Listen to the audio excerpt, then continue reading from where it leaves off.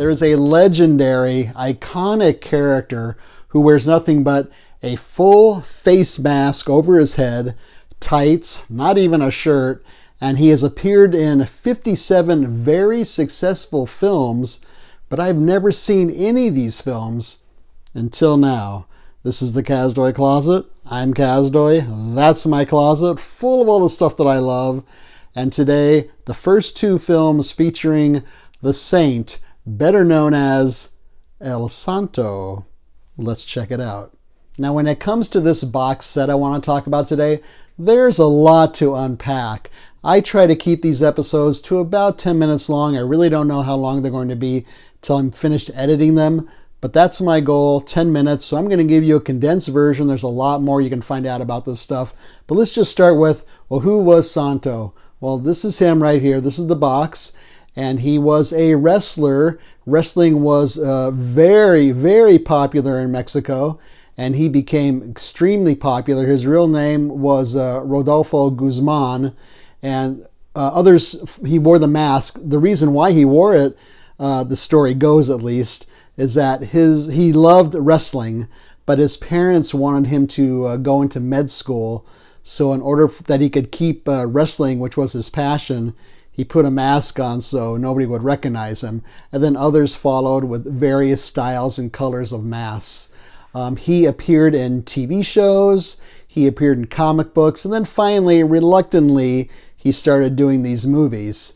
Now, the big movies of the time in the 50s and early 60s were American films that were monster movies and science fiction movies, but the Mexican film industry really didn't have the budget for those types of films, so they went with wrestling films. Plus, wrestling was already so popular in that country. Later on, Santo had films where he battled vampires and werewolves and zombies and, of course, gangsters like he does in these films. So this box set features the very first two Santo films, and both films have quite a bit in common. Both films were shot simultaneously in 1961 in Cuba, which is kind of interesting. And if you are curious about Cuba at all, which I kind of was, you see a lot of location shots of Cuba, so that's kind of fun to see those. Both films are about 70 minutes long. They're both black and white in Spanish with English subtitles.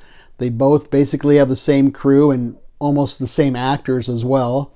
The acting itself is pretty stiff, and the dialogue is pretty plain and pretty stiff as well. And the characters are one-dimensional. I think, they're good guys and bad guys. I think these films were probably aimed more towards kids, but of course adults can enjoy them as well. The endings of both films are basically identical, and I'll get into that a little bit later on. The audio seems a little disembodied, like maybe it was looped later on, doesn't sound like it's there in the room. And sound effects are kind of sporadic. Sometimes they're there, sometimes they're not.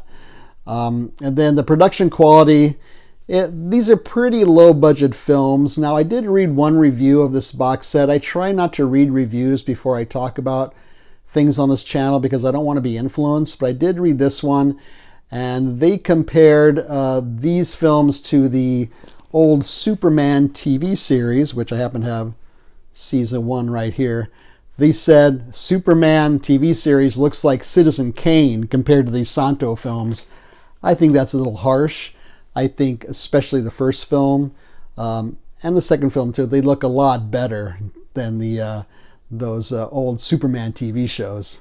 So the very first Santo film is called Santo versus Evil Brain. This begins with Santo fighting some guys in an alleyway. All the guys are wearing suits and ties except for him, of course.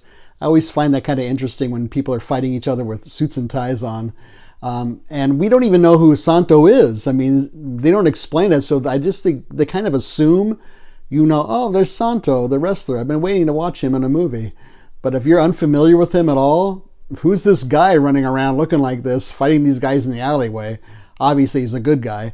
But he gets captured. There's a mad scientist, the evil brain, who hypnotizes Santo to do his bidding, and then he's hypnotizing other people to commit crimes for him. It's a pretty basic plot, really. Santo, of course, is very physical in this film. He's climbing up ropes really fast. He's climbing the sides of buildings on the stairways and stuff outside, very fast, very agile. He runs around rooftops very easily. The fights are, as you can assume, very wrestling oriented. Aside from punches, there's a lot of flipping guys over and a lot of jumping on guys, and those are really fun to watch. They actually call him the Masked Man in this film. I think in the second one they call him the Silver Masked Man. And they don't call him Santo in this one. And he works for something called the Bureau. And actually there's a second masked man who shows up with a different mask called Incognito, and he helps to get Santo out of his hypnosis that the evil brain put him in and get him to working again as a good guy.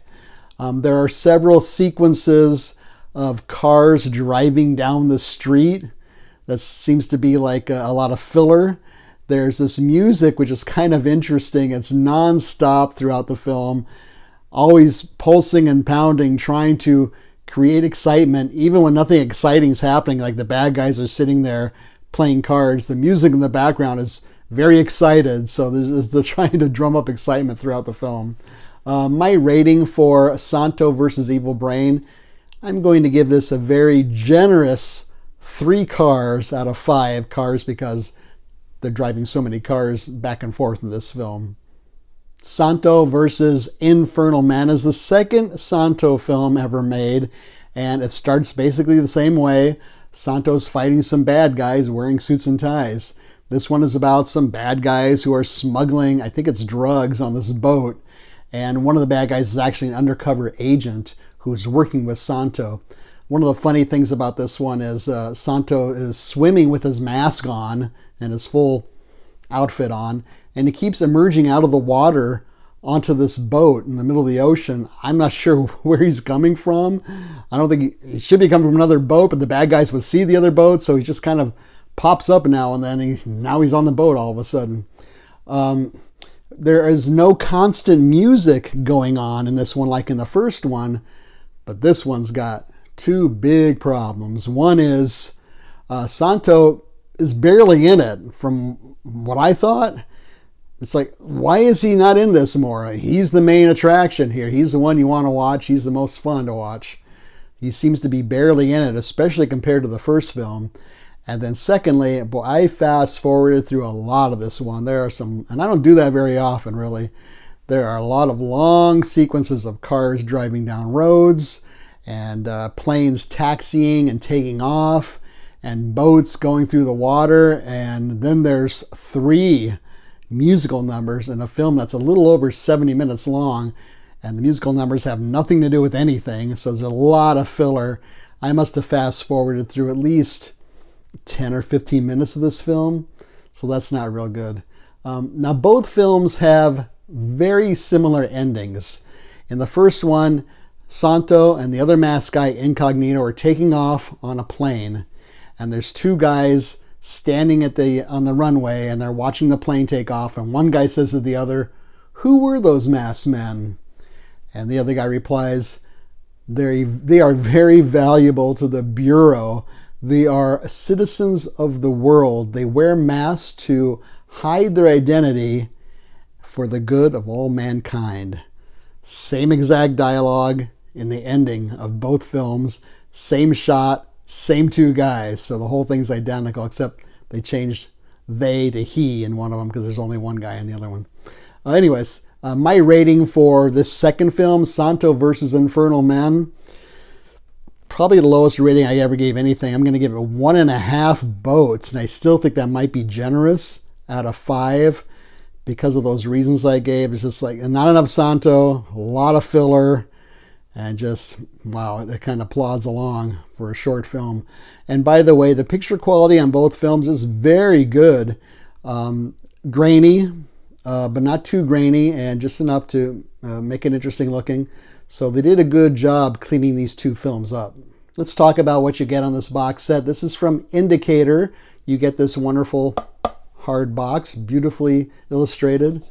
And there's details on the back there about what you get in the box set. But let me describe it to you briefly.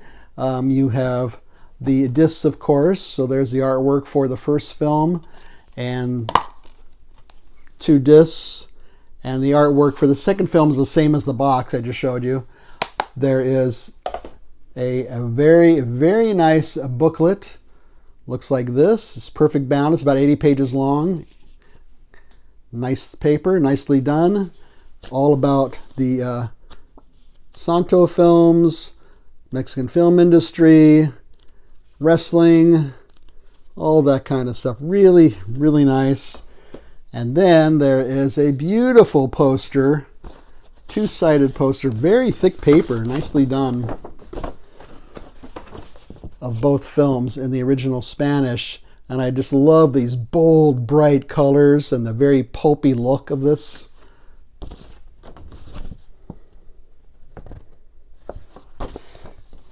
Really well done there. There are several features on here. And the first one is Looking for El Santo. That is 30 minutes long. And all these features are in Spanish and English, for mostly Spanish. But Looking for El Santo's got one of the granddaughters at this film industry. She's visiting the locations of these 2 Santo films 70 years later. And there's lots of clips from the original films and then showing you where the locations are now. And then there's an interview with Joaquin Cordero. He plays the evil brain character in one of the films. It's about 12 minutes long. There's another feature called The Killer Film, another 30-minute feature. It's the 100-year history of Mexican wrestling and wrestling films, and then a lot of background about Santo himself. And then on the second disc, you get the second film plus a feature-length documentary, 90 minutes long, called Perdida, so it's longer than both films are. And that is quite an exhaustive history. Basically, this one woman who made the film, it's her family's impact on the Mexican film industry. At one point, they owned, I think, over 30 cinemas in Mexico. And there's a lot of footage starting from 80 years ago to present-day footage talking to people who were involved in making these films and involved really not just these films, but in the whole Mexican film industry, the whole history of it. It's quite exhaustive. If you want to know about it, that's the one to check out, called Perdida. So where can you see these Santo films? Well, I think your best bet is going to be YouTube. I saw them listed there for free. I don't know what the quality is or not, or how good the quality is rather. Will I watch more of these Santo films?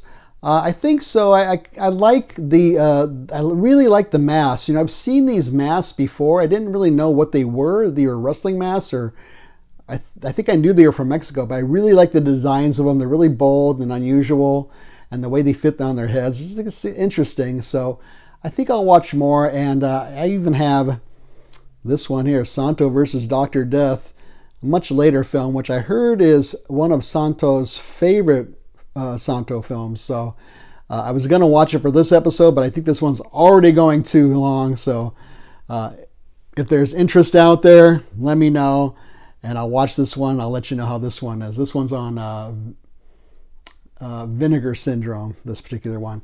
So yeah, I do like especially the first Santo film.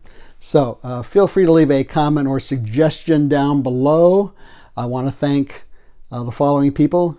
As the kids say, I'll give a shout out to those people who've been commenting since our last episode. Tina, Michael, Diod, Thembo Cinema. Thank you guys for commenting, taking the time. Really appreciate that. Leave a thumbs up. Don't leave a thumbs down. Subscribe would be great. Share this with your friends and neighbors. We have how many new subscribers? 2. Devin is dope. Love that name. And Jazz Guy, and I am a jazz guy, so I appreciate those creative names. And feel free to subscribe. We're almost at our goal of 450 subscribers. Here's my spiel again. I'm not selling anything. I have no eBay store. I have no merch. I have no Patreon. I'm not getting provided with any films. I'm just here to share this with you out in the darkness. Also, feel free to subscribe or follow us rather on the Letterboxd app under the Kazdoy Closet. There's a link down below here. Just click on that. We have a new follower. William Lane just started following us. Thank you so much. And that's where that's free, and that's where we talk about, where we write about brief reviews of other films we're watching mostly streaming stuff. So that's it. That's enough, right? Thank you so much for watching. Hope you like this one. See you next time.